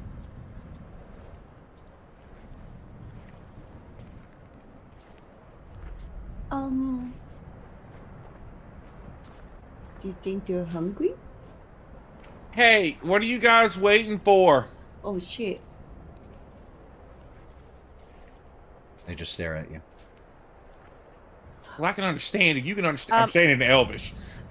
I know. I mean, I'm now taking the cue from Otto because even though I didn't see it, I'm like, okay. I mean, they gave us something. Should we? Melon, give me the pie dish. I don't have it. Who has the pie dish? I have the pie dish. Give me the here. pie dish. Give it to them from the fairy goat father. As Kieren, what? the person who has been in the Feywild the longest currently on this run, remembers the rule of reciprocity. Yeah. It reactivated earlier with the little guys of the, oh, you gave me something, I should give you something now too. That was a good reminder, thank 2 you. luck points. Hey, the story Oh, reminds that's you so of bad good. things. So you you take the pie tin. What kind of pie are you making for 3 big goats? Or are you giving them the pie tin? Like, what's the plan here? No, don't give the pot to. No. That was the most decisive I've heard Otto in a long tell time. You, no. I mean, I know when you share- get you're young, but don't fucking do that, man. Do it. Share, but keep the pie tins. Share, There was like care, this crazy kind I of mean- weird pie I saw on YouTube the other day with like a kind of like a sweet cheese and berry kind of thing that I The feel like fuck? goats would like. I know. I mean, it's like not a savory cheese, it's like a Just sweet cheese and for berry. what it's worth, it is March 14th. Could be goat cheese. It is Pie Day. Just saying. Because So does that mean we get more pie? Can we expand the pie tin? Yes. I just turn the pie for tin upside today, down and shake it. For today only, it is able to create 3.1415926 whatever pies. Today only. But what kind of pie did you say you were making here, Kieren, for them? I'm doing like a berry and like sweet cheese one, and then there's Yeah. like a spinach and like spicy something, and then one that's just kind of like a random flavors that Kai has the back of his head because he's a goat and he eats anything, but also tastes a little bit like glue because goats like that. I appreciate the fact that you did the you sounded like a goat when you said that. And I love that. He As you dump out these 3 pies and just kind of step back with 0.14159 pi remaining, the goats, like I said, about 8 feet tall, step forward, the snow crunching under their feet, and they each give a lowering of their head that you cannot interpret any other way than a bow. And then they take a second, each of them sniffing each of the pies, and one of them prefers the first, one the second, and one the third, and each of the pies is gone within 2 or 3 bites. And with a they take these large loping leaps up the side of the hill that you certainly could not summit that easily, but goats, man. Well, maybe Kieren could, but But only once with Mirthful Leap. I get 1. I feel like this is the situation for like the Fantastic Mr. Fox movie from a couple years ago where it's like talking, like yelling to the wolf up on the ridge of like what a majestic creature. That movie has one of Lauren's most quoted lines for a movie she's only seen 1 time, and that is, Sarah, if you what I realize that think came is out- happening, it better not be. you realize that came out in 2009. I was just getting ready to say, Couple I was years like, ago. my friend, it's been a minute. It's been a minute. But It's the so audio is circling around in TikToks, and It they is. are It's using coming it, back. so. All right. Yep. Why? So So the fucking good. wolves, Jesus, very different encounter. The goats. All the goats give you an in-air fist bump that Not shouldn't again. work their shoulder, but it does. They leap off, leaving you all once again alone here on this winding, icy switchback pathway leading up the mountains towards this citadel. As you all are walking another like 10 or so minutes, I You turn s- and I look at Melon and I go, you know, this should have only taken about a tenth of the campaign, and yet we've made it last 3/4. Well, it's probably because you Campaign. talk so much. V, I'll kill you and kick you down the mountain. This is getting very meta. As you all are walking for about 10 more minutes, you see there is a small, I wouldn't even call it a pathway, but there is off in the distance, off towards, off from the path you are currently taking, you see a towering structure that glimmers in the dark out here as the heavy storm clouds, as always, are overhead, just casting this gray pall. And you see once again as another strike of lightning comes down, and it impacts this towering structure, which then seems to absorb the energies of the lightning as it courses down this dark structure of metal. Looks like it's about a 30-foot tall high structure or so, made of gleaming copper. And there is at the top of it a crescent moon that is also about 10 feet tall, that is also made out of gleaming copper. You think she's using that as a lightning rod to power something? Somebody remind me, somebody who takes more comprehensive notes than me. I feel like we have a bottle that can catch lightning.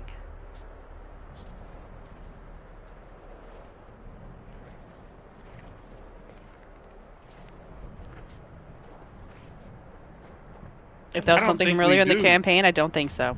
I I thought don't we think- did!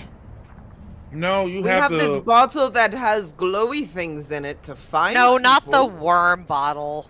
Oh, think okay. we have Well, I that. don't know any other bottle. I don't think we got a lightning catching bottle. I believe a lightning catching bottle would be was pretty for cool, though. sale by the Darklings.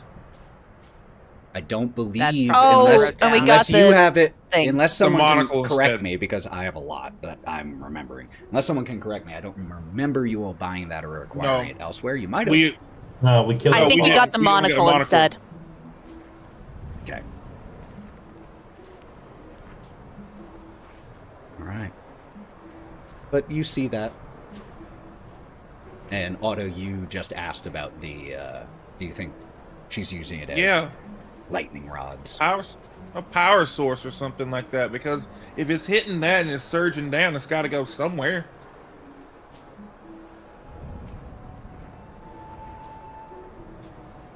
I don't mind doing a little bit of snooping. Get inside first. Cold as shit outside. Alright, let's go in, let's go in, let's go in. All of you make me a quick history check. And when you say you're going in... We do! We have one! Because we killed them. We killed Charm and Bauble. We got a silver ring with shield, which we gave to Bodie. We got a clear bottle with a spiked top for lightning catching. And I stole the hat. Can I just say my You have a history check? ring with shield on it? What check was this? Sorry, I had a cat. History? Thank Melon, you have a ring with shield? What? Ivonna got a No, I 6. don't. Joe, did you say you gave the ring with shield to Melon? 17. Bodie. Yeah, I have that. My history check was a -1. Yeah, we have a silver ring that somebody has that gives a +1 to AC and strength. I believe it's me. Let me check. I have a 2 on my history check. I got an 11. We also have a short bottle with a heavy cork called Charm's Chilling Cup. Don't know what that does. 17 for me. So, Otto... Did anyone I beat also a got a 7? 17. Okay, the two of you, if those were the highest history. Just because you were asking about... And it makes sense that you would remember this, Otto, because you were asking about it. You do remember that Queen Argangle made mention of the fact that the bitter end, Endolin, does use the lightning rods and to capture energy and uses them to power her orrery that she uses in order to see into the future.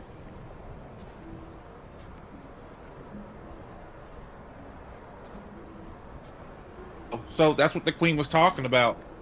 She's using it, so that's how she powers her orrery. Orrery. It has 3 total R's. Oh no, Wait, no, that was in character. What Oh, are you okay, cool, talking cool. about? What are you Or- talking about? She powering something? Yeah, she's powering an orrery. Like, I guess that's her what she does, what she looks into the future for. With Future. But the future's so changeable. That can't be accurate. Hey, you guys, quick question. With the goats and the things, did they tell us a message like, are we changing what we're doing for our skits because For the the goats goats? told us to? I Ghost told don't us to think just- so. be honest and to stick to the script and play to her passion, which is tragedy. Tragedy. Make it sad. But they also That's the said play to her cat passions, and the I think. thing. The cat and the horn and the... Do we have a cat? I don't know the the melon? person Yes, you sure, mean, Melon. but the shadow rip seems Probably- familiar to me because, Oh, like, that's a look, good she point. ain't got no shadow. One down. Okay, we need the horn now. As you Everybody have a horn? mention that Gleam does not have a shadow and she hears this, she again has just been quietly traveling, and she's obviously pulled against the cold even in this little tunnel you all have created. But as she hears Kieren say this from outside, she just looks down to where her shadow isn't and just kind of pulls into herself a little bit more. Don't be sad. This could be useful. And I'm sorry, that was insensitive of me. No, I mean, it's just true. Gleam's a sun character, right? Moon. And Otto kind of points to the tower with the moon, crescent moon on it. So that's going to be important, I feel like.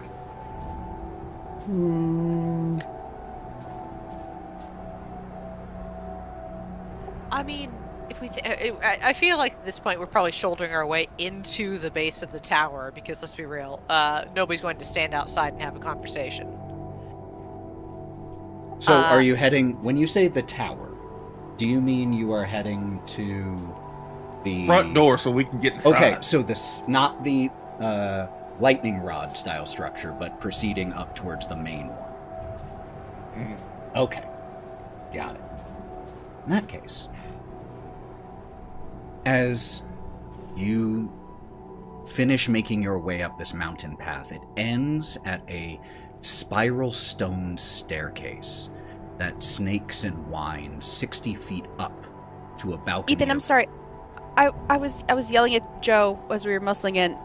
When Joe mentioned that we had the lightning bottle thing, is there going to be any way to fill it up after we get in the tower, or can we try to get How lightning could while I we're answer your outside? futures?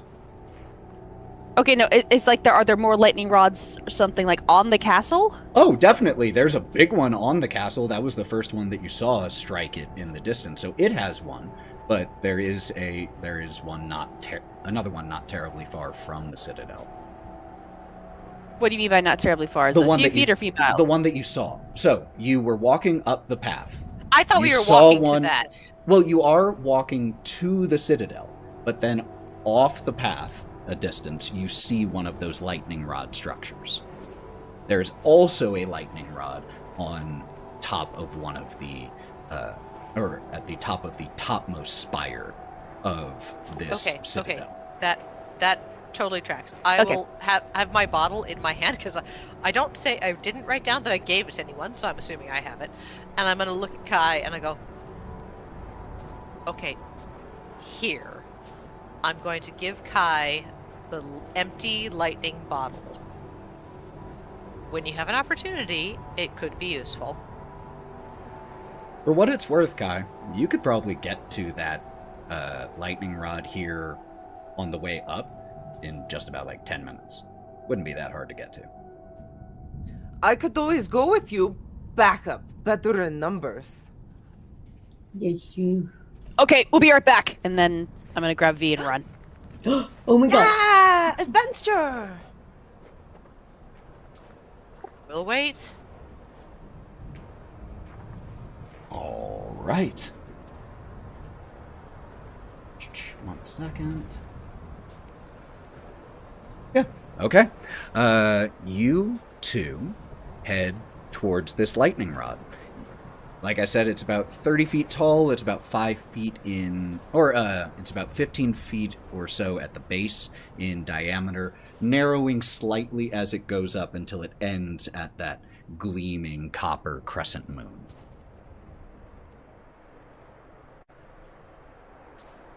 You Wanna give me a boost? Oh, you're gonna go up there? How are you not going to get electrocuted? I've got a bottle that's supposed to catch this, but if it doesn't, I guess we're gonna figure that out. I'm like questioning maybe we should have thing that went into jar, but if you're just gonna jump straight on it, I'll support you. It's called a lightning catching jar. I assume it's gonna catch lightning. I love this, and V's gonna be at the ready to lift up high and throw. Give me a boost. All right, Kieren, your choice with advantage from, with help from V, either athletics or acrobatics to make your way up this predominantly just made of like metal rods. It's not the easiest for climbing up. It looks like it's a 24, natural 20. Holy, okay, yeah. Just with V helping you vault up like 15 of the 30 feet just in a single jump, so you only have to climb up another 15 or so feet. Could you then make me a wisdom saving throw, please?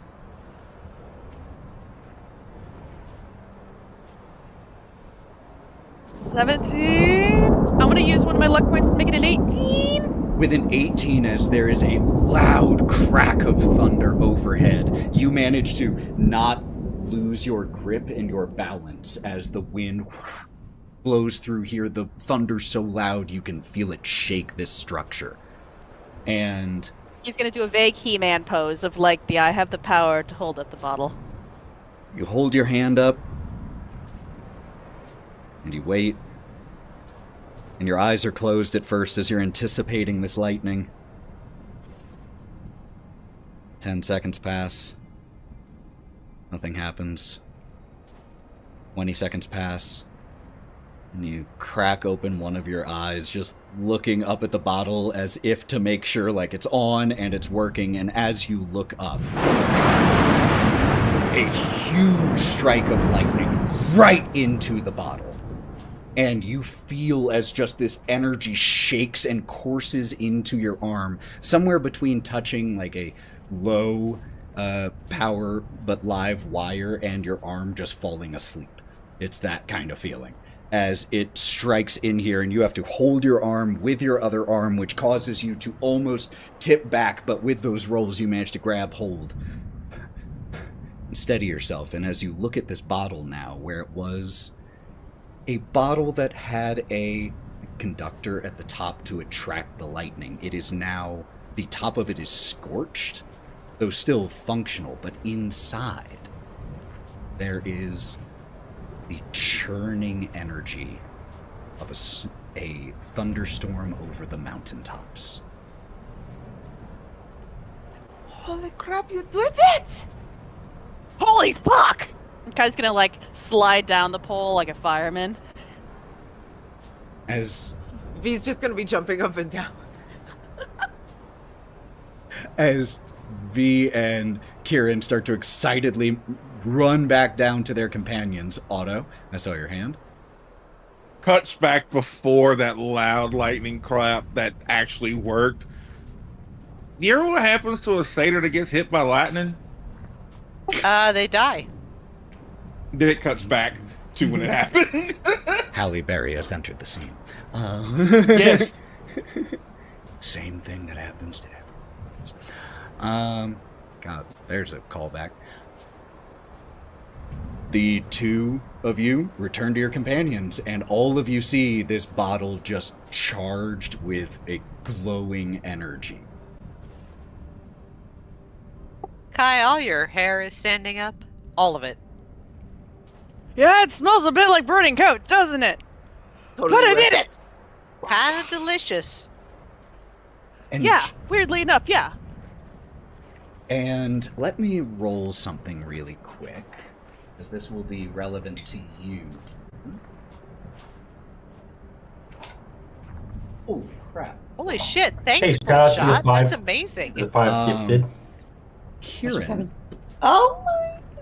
Kieren, you absorbed a total of 29 out of the 30 possible points of lightning damage that this bottle can absorb. And now that it is charged, what you can do, I know we have the item description, but this is for everybody else. You can use an action to unstopper this bottle and duplicate the effect of the lightning bolt spell with a guaranteed amount of damage. They still get to save and obviously take half or things like that, but of 29. See, 60-foot line instead of 100 feet, so it's a little shorter than a typical lightning bolt, but you can now cast lightning bolt with 29 damage as an action. Hey, Ethan, here's a science question. Because such a high amount of electricity was just sent through all of that, are the metal parts of equipment with Kaya now magnetized? No, because it all went into this. The energy was entirely redirected instead of going into Kieren. Or anything Kieren was wearing. It didn't even Fuck go... science in this situation. It didn't even go into the lightning rod. This item, the magic in it, was too powerful, and it pulled the entirety And somewhere of the energy. there's a hag going, my lackey, my dragon, and my lightning bolt have just been robbed. Ethan, what was the range of this one? 60. 60 feet instead of 100. Magnets, how do they work? Magic. Magic. Science, bitch! So, with this bottle now charged, you all continue up that mountain path to the structure not far ahead, winding up, and you arrive at that spiral staircase that winds 60 feet up to the gray stone balcony ahead. Did anybody notice that the first hag also had a spiral staircase up to her crazy lair? What is it with these sisters and spiral staircases? Branding. Aesthetics. Branding. I mean, what was Spiral on the second one? I get nauseous on them. They circular so much. Before we all go in there, Gleam pipes up for one of the first times and kind of like pushes the little wind tunnel thing that wind break you create down. Like, I have to be able to see you all. I don't think Endelyn will be too happy to see me again. So that's just something. Can we stash you in Bodie's shell? Could we not do Show that me. instead? Yeah, I mean, you're great, Bodie. If You're only we could've awesome, kept and you her smell eight great inches too. tall. You're Yeah, no, awesome, you're great. but- You're Dye, great. can we dye their hair?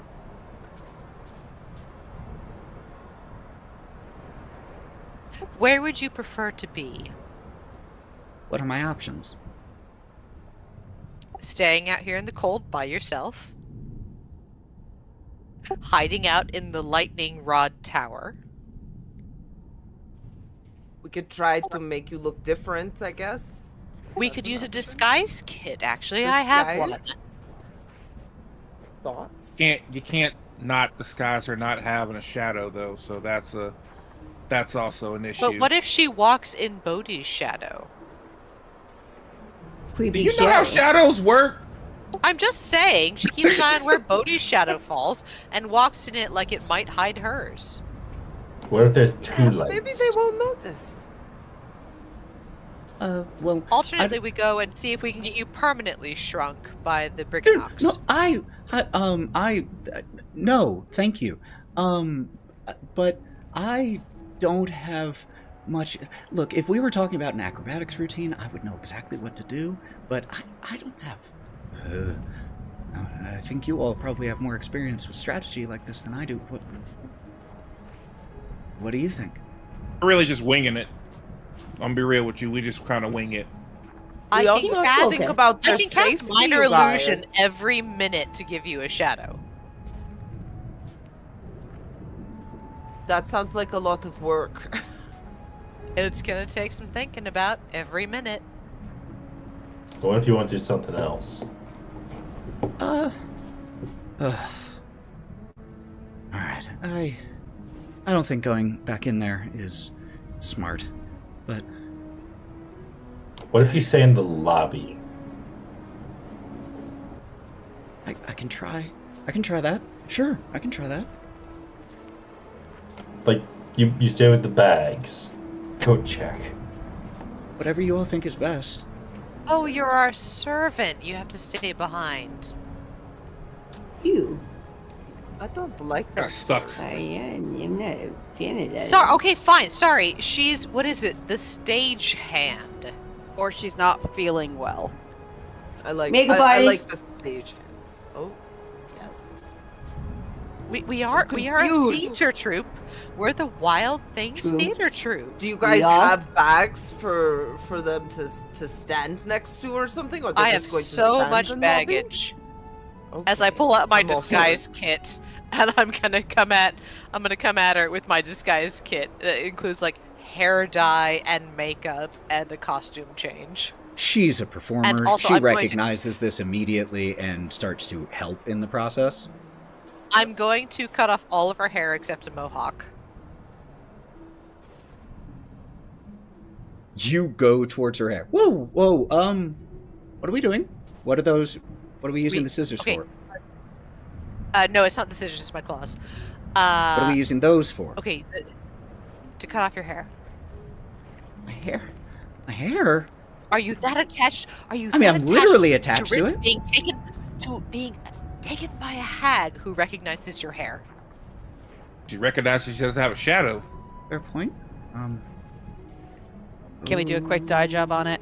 Okay. A mohawk and a dye job. You all spend Anything to draw the attention away from the shadow, honestly. Hot pink bubblegum mohawk. You all Don't you think people will look at them more?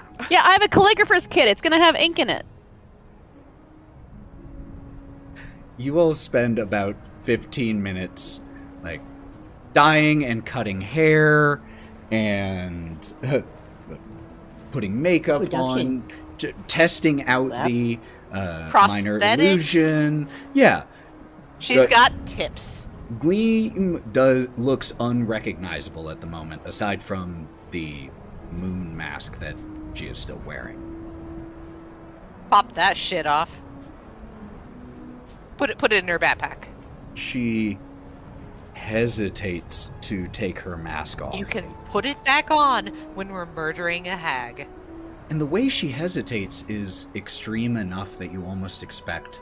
It's the way someone might hesitate as if there's something underneath they don't want you to see. And as she takes her mask off, you just see her face for the first time. There's nothing to be hidden, just an attractive elven face. And she slowly and hesitantly tucks her mask away. Keep that close. Hey, Gleam. Yeah. You're still you. You know that, right? Even without the mask. It's a relic of the past anyway, I suppose. All right. It's a part of what makes you you. It's not a relic if it's you. Well, I guess sometimes we need to put away certain parts of ourselves sometimes. How do I look? And gives a twirl and gives a practiced bow. Great. You look good. All right. Beautiful. Okay.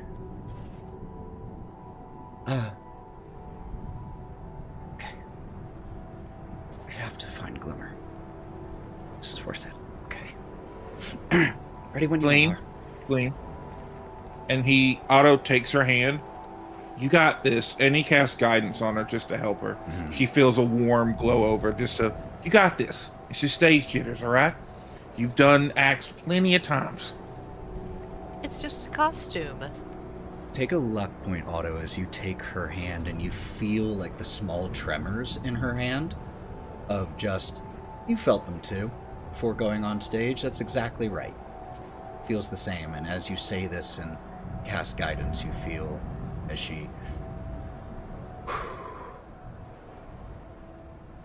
takes a steadying breath and her hands steady as well. As you all start to make your way up these stone steps, you arrive at the balcony. And you realize at that moment how high up you are. Thousands of feet above the ground below you. Melon? Can I keep Gleam like right next to me? It's like Of course. to fully disguise no shadow, because Of course. one of the biggest, I'm gonna have the biggest shadow. So whatever direction I see light is coming, I'm just gonna put Gleam in that position opposite. Love it. Take a luck point. You all see the entranceway into Motherhorn as you step up onto this tall balcony. And as you all approach the door, with Gleam standing so that any absence of shadow can't be seen, the surface of the stone door assumes the likeness of a skull-faced hag.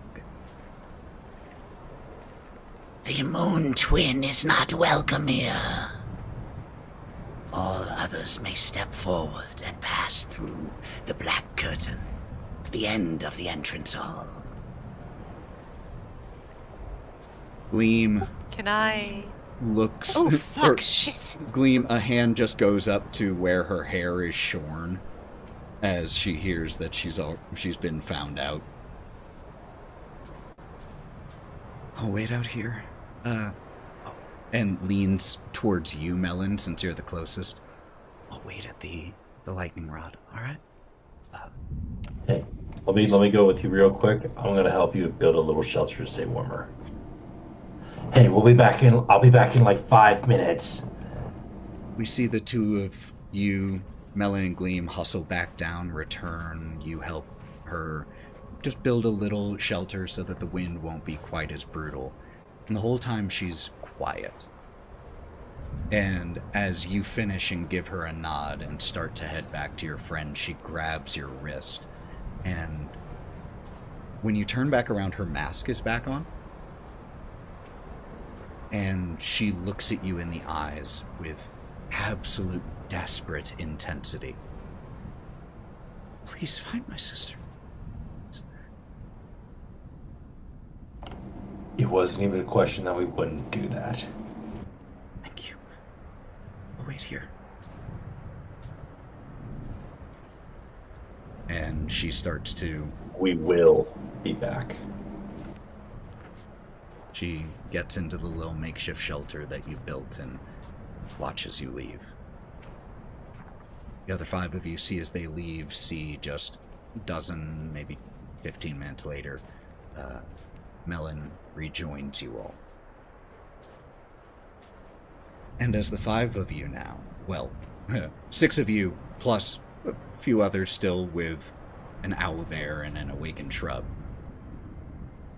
as you all start to approach the door, the face, this skull-faced hag, splits down the middle as the doorway, which looked just like a solid slab of stone, splits down the middle and swings open, revealing a decorated hallway in which you can hear the sound of discordant chamber music playing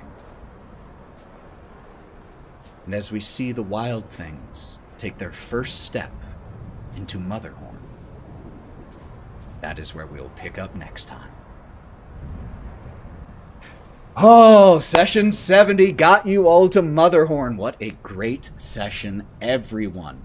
Thank you all so much for being here with us as we traipsed through the mountains and the mines to make our way to Motherhorn. There's a lot of alliteration there. Please don't go anywhere yet because we are going to be raiding, but I want to let these incredible individuals give you a chance to let you know where to find them. And thank you so much for gifting all of the subs.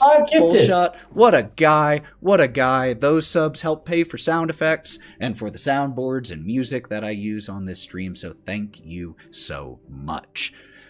Let's try to go in reverse order here. Lauren. Hi, I'm here, and I'm 1,000 faces, and I'm at 95% Lauren. So I'm all over the place, all the time, gaming and making stuff. Okay, bye. Wraught, Joe, excuse me. Hi guys, you can find me on Etsy at Terrible Trio Crafts. I hand make my dice, nothing China included, just my living room and a bunch of cat hair. So if you want some super cool high-rolling dice from, one of us, check me out on Etsy. Morgan? I painted a Thunderjaw. That's it. That's really cool looking, too. Mav? Hey everyone, it's Fair Blackout on the internet here. Meow. You can find me here on the internet on Twitch at Digital Clubhouse TV. In 2 weeks, we will be playing Life is Strange Reunion because we beat it. We beat Double Exposure this past Wednesday. So I'll be back tomorrow, though, at 2 p.m. Eastern Standard Time with the homies to play more Ready or Not. It's a fun game. Fun game. And you can find me here playing games, too. Okay, bye! Sarah? Hi, everybody. You can find me in various places called Califrac, but I haven't been able to post much lately because work has been a lot. So, that's where I am. And Sally. Hey, you guys, Sally Quinn Creations. You can find me everywhere, Sally Quinn Creations. So, search for that. Thank you so much, Ethan, for a great time. It was so good. And my name is Ethan. You can find me as the Buff DM, the other half of Thousand Faces Cosplay, or the Forever DM here on Go Buff Yourself. Let's go ahead and get a raid started with some other people playing D&D in person. They got a physical battle map out right now over on Slayer K's, so let's give them some love. I want to play D&D in person. Yeah, it's a good thing. I appreciate all of you we all appreciate all of you so much for being here. Until we see you next time, friends, which should be next week, as far as I know. We'll triple check on that. But be sure to check out Go Buff Yourself on YouTube, where past episodes are getting uploaded of all of our campaigns. So if you just can't get enough, check it out there. It is a tough time in the world, no matter where you are. So be good to yourselves right now. Extra good. And be good to each other. Because that is the only thing you deserve a little treat. That's going to get us through this. Take the time you need for yourself, but please stay aware, friends, because we need you to stay aware. Democracy dies in darkness. So please stay informed, stay up to date, stay hydrated, stay happy. May all of your 20s vote. And vote. Register to vote. Register someone else to vote. May all of your 20s be natural. And until we see you next time, friends, stay wild and go buff yourselves. Bye, everybody.